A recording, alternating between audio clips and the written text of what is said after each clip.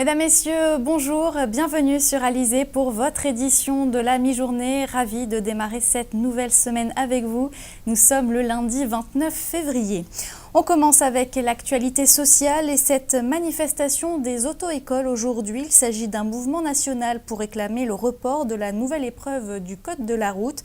Un mouvement suivi en Guadeloupe. À Pointe-à-Pitre, une quarantaine de professionnels ont défilé en direction de la sous-préfecture. Les précisions de Julien de Kuyper et de Quentin van der Stichelen. La Guadeloupe était également concernée. Une quarantaine de voitures ont manifesté dans le centre de Pointe-à-Pitre début de matinée. Ok, zéro faute.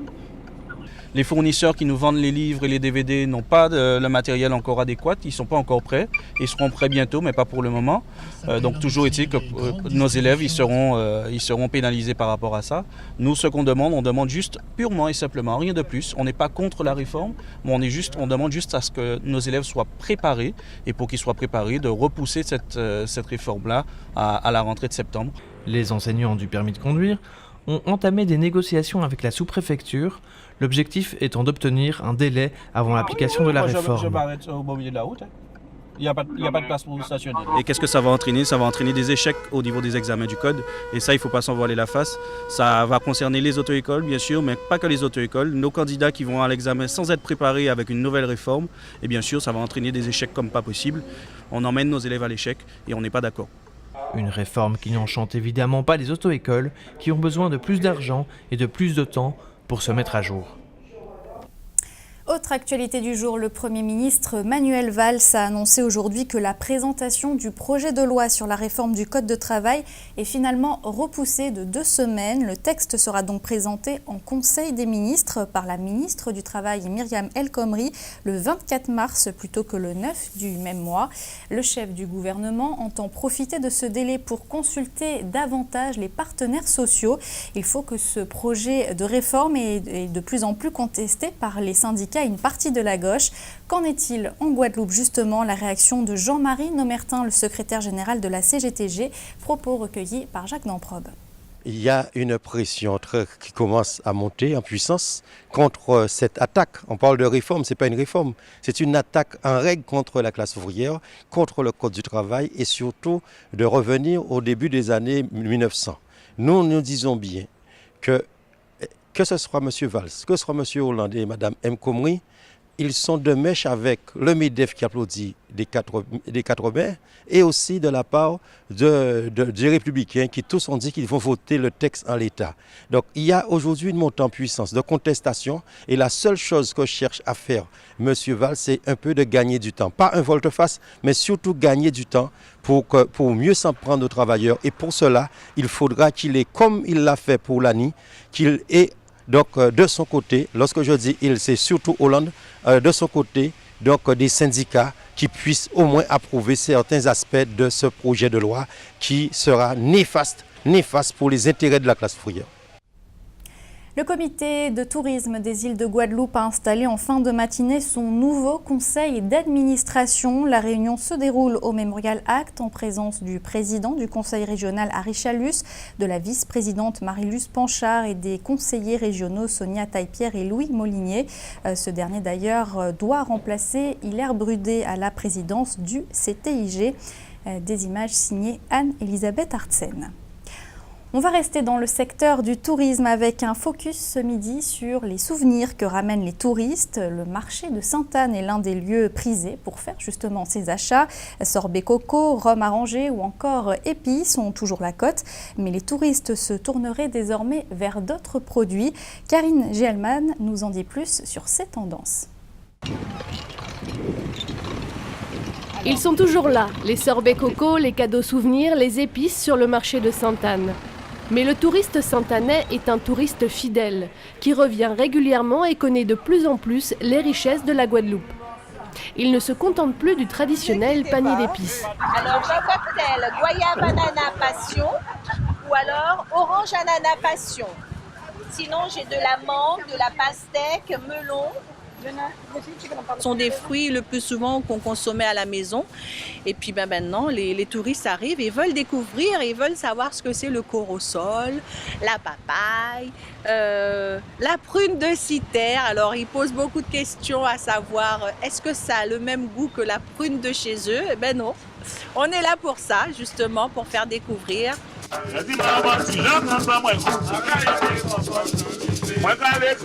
Alors plus qu'une simple modernisation, il s'agit de remettre au goût du jour des produits de nos grands-mères. Vous savez, les commerçants, je crois qu'ils font de plus en plus d'efforts. Surtout au niveau des petits métiers, nous avons les marchands de sorbet, les marchands de sucre à coco, les marchands de pistaches. Et je crois que tous ces petits métiers qui reviennent, ça fait le bonheur vraiment des touristes qui sont de passage chez nous. Il s'agit aussi de sophistiquer les produits traditionnels. Ouvert en août, la première rhumerie de Sainte-Anne innove dans son concept. Elle propose des cocktails à partir de fruits frais avec ou sans rhum vieux. Il apprécie le cadre, les pieds dans le sable, pouvoir déguster le rhum, les cocktails de jus, voilà, tout en regardant ce cadre magnifique que nous avons à Sainte-Anne. Les commerçants savent aussi s'adapter aux nouveaux modes alimentaires. Les gens ils ont des problèmes au niveau de tolérance au problème du gluten. Et la cassave, c'est un produit 100% manioc. Alors c'est très intéressant pour tous les gens qui ont un problème de gluten. Le manioc, ça répond parfaitement à ces problèmes alimentaires de nos jours. En tout cas, bien que curieux, le touriste se sent très bien sur les plages de Sainte-Anne. Très bien ici pendant 3 mois. La vie de château, pourvu que ça dure.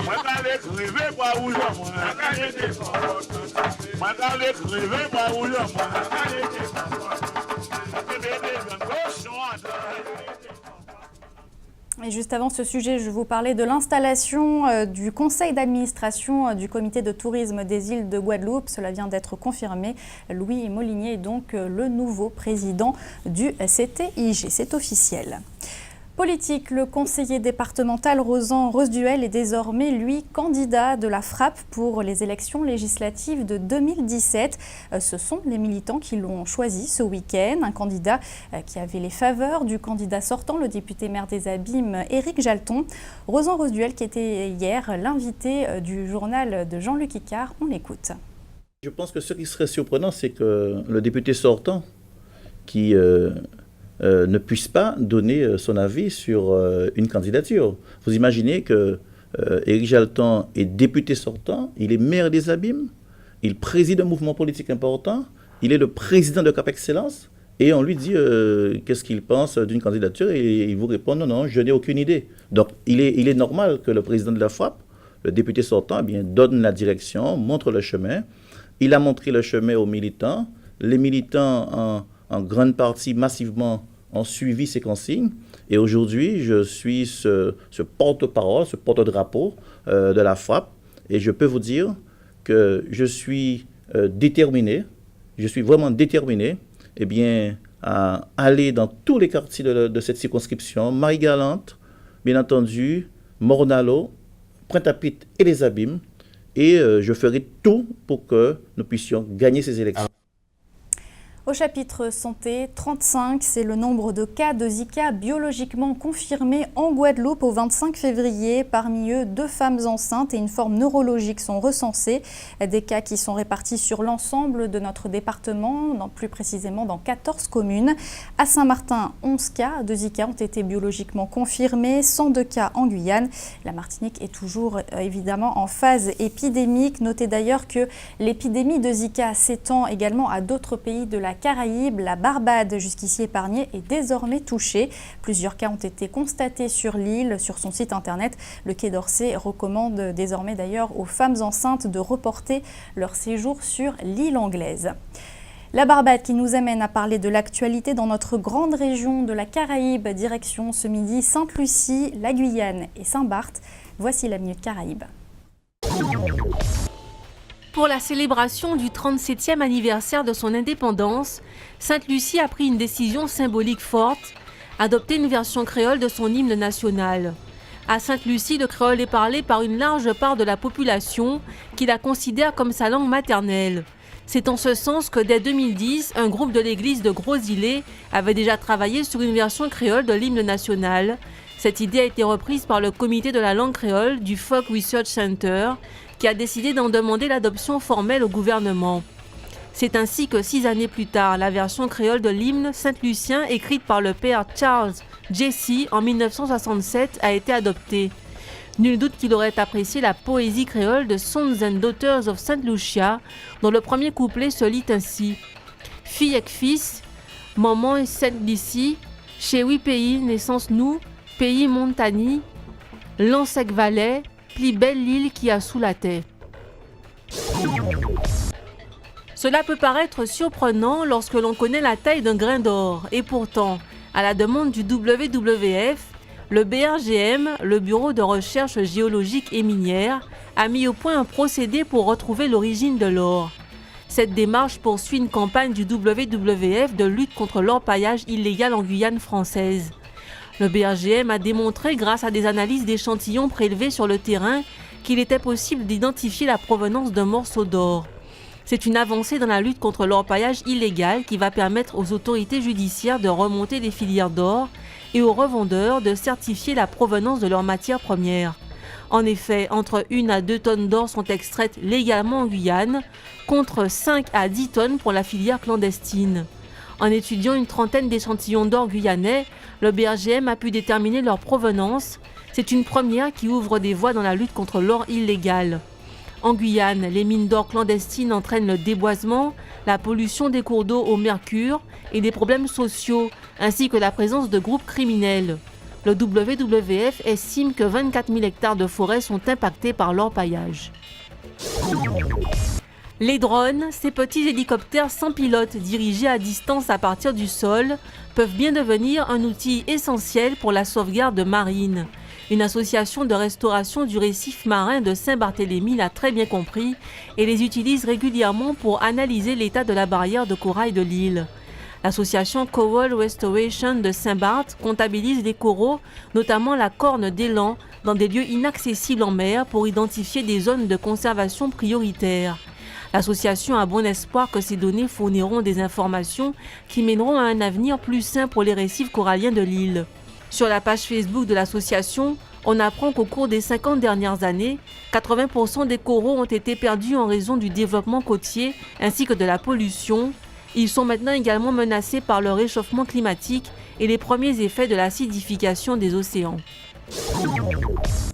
Et on reste dans la Caraïbe avec les résultats de la 3e journée du tournoi des champions de la Caraïbe, le CFU Championship. Hier, le CSM a été battu à Trinidad 4-0 par le champion de Saint-Domingue. De son côté, la Gauloise a été battue 3-1 par le club haïtien de Don Bosco.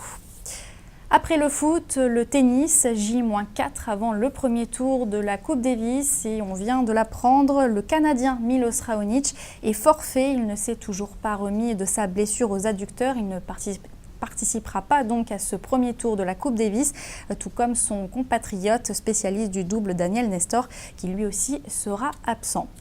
En tout cas, ce week-end, le capitaine de l'équipe de France de tennis, Yannick Noah, en a profité pour aller à la rencontre d'enfants à la Ligue de tennis au Gosier. Justement, grâce à cette présence, la Ligue compte bien en tirer des bénéfices. Les précisions de Jacques Damprobe. Avec une quarantaine de clubs et près de 4500 licenciés, la Ligue de tennis de Guadeloupe est l'une des plus petites de France, comme d'ailleurs toutes celles d'outre-mer. La tenue de la Coupe Davis en Guadeloupe devrait avoir pour effet de susciter des vocations et de revoir à la hausse les moyens mis à disposition d'un sport longtemps considéré comme l'apanage d'une élite. Une aubaine espérée qui aura pour détonateur Yannick Noah. Déjà le fait qu'il nous ait soutenus pour que cette compétition de Coupe Davis se fasse en Outre-mer, c'est quelque chose d'extraordinaire. Ça veut dire qu'il a donné un truc historique à cette Coupe Davis. Il a fait rentrer l'Outre-mer dans l'histoire de la Coupe Davis, d'une part, et d'autre part, le seul fait qu'il soit là, qu'il soit avec nous, il a voulu que ce soit la fête. Et donc, chaque fois qu'on le sollicite pour faire vivre le tennis, eh bien, il est présent. Malgré l'enjeu du match contre le Canada, l'emblématique capitaine de l'équipe de France donne de son temps. Une disponibilité, une générosité dont profite naturellement la Ligue. La visite de Yannick Noah aux enfants samedi après-midi en est le symbole. C'est quelqu'un qui a un charisme extraordinaire, c'est un grand personnage. Et ce qui est surtout important, c'est aussi quelqu'un qui est amoureux du tennis. Et donc, il essaie, chaque part où il passe, bien de transmettre cet amour de la discipline. Et c'est ainsi que, et puis il aime les enfants, et donc c'est ainsi que, bon, nos parcours, on le sollicite pour rencontrer des jeunes, pour rencontrer des enfants, pour parler du tennis. Eh bien, il répond toujours présent. Le petit monde du tennis guadeloupéen croise les doigts pour que la Bandanoa passe contre le Canadien. En cas d'échec, il pourra se consoler d'avoir approché un grand monsieur. Ce dimanche, les grands-mères seront à l'honneur. À cette occasion, l'Académie du Ca organise un spectacle au Mémorial Act, un spectacle intitulé « Au bon matin au commandement ». L'Académie du Ca, c'est avant tout une affaire de famille. Karine Gelman et Zach Lancien ont assisté à leur répétition hier. Reportage.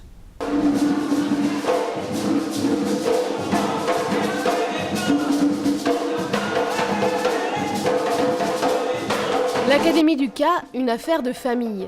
Une famille de danse, de rythme, de Ca. Une famille de sang aussi. Nadia, la présidente de l'Académie, est grand-mère de Talia, la relève. Une affaire de Ca, comme un virus qu'on attrape sans trop savoir comment. Je ne peux pas expliquer ce que j'ai attrapé ce jour-là quand j'ai dansé. C'est tout un plaisir, c'est une passion. La musique envahit mon corps. Je ne peux pas vous dire, et m'emporte dans un tourbillon. Et quand je reviens à moi, voilà, je sais que j'ai vécu quelque chose de formidable. Et en fait, je pense, ma mère, quand elle était enceinte de moi, elle a fait un spectacle avec Kamo Djaka. Donc je pense que voilà. Je sais pas comment l'expliquer, mais c'est comme si c'était une partie de moi. Mais je sais pas comment l'expliquer. L'Académie du Ca est née dans les années 80 avec Jacqueline Cachemire-Toll. Nadia l'accompagne depuis ses débuts. Ici, à l'Académie du Ca, depuis avec Jacqueline, il y avait toujours une touche de modernité. Donc on garde la tradition parce qu'on est gardienne de la tradition pour que jamais elle ne meure. Et aussi, on met aussi une touche moderne avec. Il y a des innovations qui sont apportées, mais bon, les innovations sont là pour les créations de spectacles. Voilà. C'est-à-dire vraiment quand nous on a un spectacle en préparation, on a des innovations qu'on va peut-être intégrer à ce qu'on fait. On va faire continuellement. Quoi. Son fils, Olivier, est un des professeurs de Ca. Pour lui et sa mère, apprendre aux autres est une passion. C'est comme les vagues de la mer, je vous présente. Ça se renouvelle, ça se renouvelle, ça se renouvelle. Et de plus en plus de jeunes viennent à l'Académie du Ca. Les parents les emmènent. La relève à l'Académie, il y a plein. Il suffit simplement que les enfants restent des enfants. Parce que c'est ça le plaisir de jouer. C'est que dans ma passion, pour moi, c'est toujours un jeu. Donc, quand je suis avec des enfants et que je fais un cours, c'est un cours où on s'amuse. On n'est pas là stressé pour dire que j'arrive pas, machin. Non. Tout est sous forme de jeu. Et ensuite, après, tu vas commencer à jouer.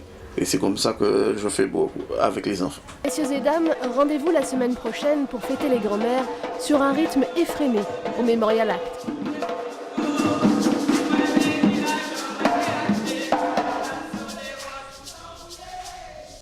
Un spectacle qui débutera dès 9h ce dimanche, donc 6 mars, au Mémorial Act. Cette édition touche bientôt à sa fin, mais avant, on va faire le point sur vos coupures d'eau du jour. Aux Abîmes, en raison d'un renouvellement de branchement, la distribution de l'eau potable est interrompue dans le secteur de Grand Camp. Retour à la normale prévu aujourd'hui en fin d'après-midi. Un mot sur la couleur du ciel pour cet après-midi. Le temps devrait se dégrader cet après-midi, notamment dans le secteur de la Côte-sous-le-Vent. Des averses sont annoncées. Dans le reste du département, un temps sec devrait se maintenir. Les températures afficheront entre 27 et 30 degrés. C'était le journal de la rédaction. Merci de l'avoir suivi. Édition que vous pouvez revoir sur notre site www.alizé.com. Dans quelques instants, votre rubrique Innovation suivie du journal de TF1 et de Petits secrets entre voisins. Pour ma part, je vous donne rendez-vous ce soir à 19h pour toute l'actualité locale et régionale. En attendant, bon appétit et très bon après-midi sur Alizé.